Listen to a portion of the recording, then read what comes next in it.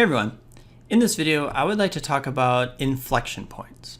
So the first thing, the definition of an inflection point is going to be any point at which my function changes from concave up to concave down or vice versa. Now to find these inflection points we can actually use the second derivative to help us out. Basically we're going to be using the test for concavity to locate where my function is concave up or where it's concave down, and then any locations where it switches between those, that's going to be an inflection point. So we know that if my second derivative is greater than 0, if it's positive, that means my function is concave up.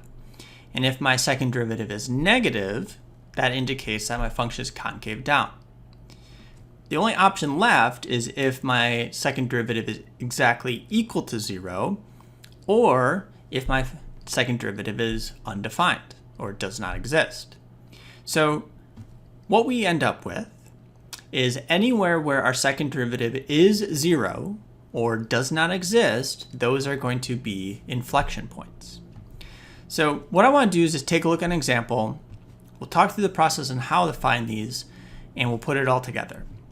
So I have a function f of x is equal to 3x to the 5th plus 20x to the 4th plus 40x cubed plus 3x minus 5. So big polynomial. And I want to find the inflection points. So to find these, I need the second derivative. So let's find the first derivative. So this polynomial, we can just use the power rule. 5 times 3, we get 15x to the 4th. 4 times 20, it's going to be 80x cubed. The 3 will come down, so 40 times 3, that's going to be 120x squared.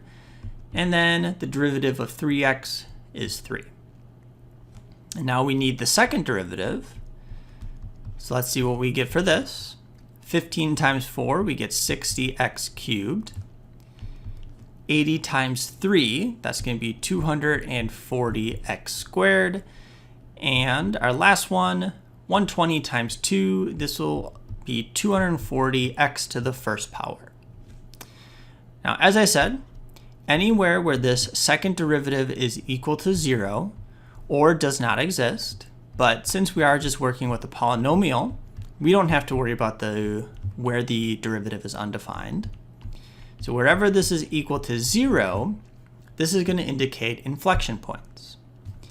So if I take a look at this, I do have a common factor of 60, so I'm going to factor that out, and I am going to factor out an x right away, and we are going to be left with x squared. If I divide out 60, that's going to be plus 4x plus 4. And now to finish factoring, we have 60x, and here this is actually a perfect square trinomial. So two numbers that multiply to 4 but add to 4, it's going to be x plus 2 and x plus 2, so I'm going to write that as x plus 2 squared. So if I solve this, then we're going to end up with x is equal to 0 or x is equal to negative 2. So these two locations, this is where my function changes from concave up to concave down or vice versa. And to test that concavity, we can use a sign chart. So these two numbers, they're going to take our domain and it's going to split it up into 3 pieces. So we have negative 2 and we have 0, so we have 3 different intervals here. We have the interval from negative infinity to negative 2, everything in between negative 2 and 0, and the interval from 0 to infinity. Let's just test these out to see our concavity. So if I pick out a number that is smaller than 2, so a negative number, so 60 times a negative, so this first part will be negative. This will be negative, but I'm squaring it, so that's going to turn positive.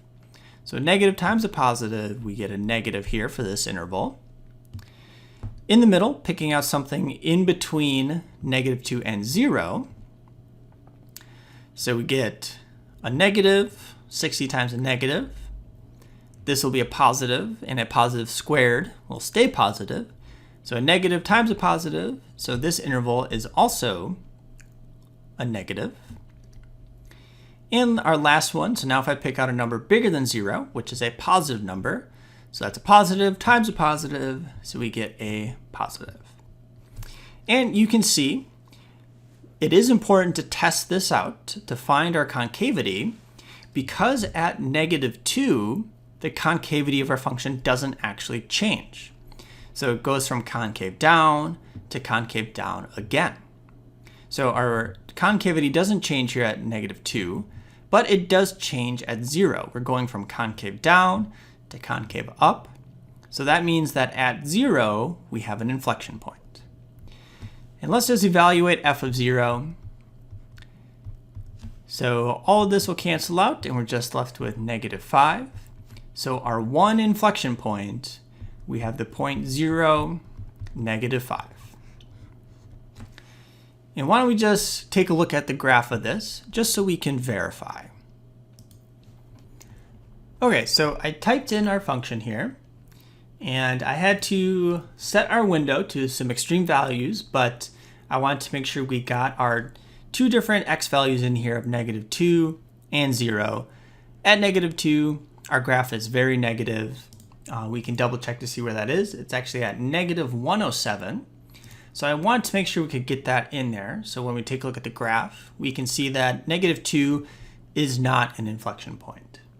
So if we take a look at the graph, so here's -2, we can see that we are still concave down. It doesn't change at all. So we're concave down to the left of that, and it remains concave down to the right of that point.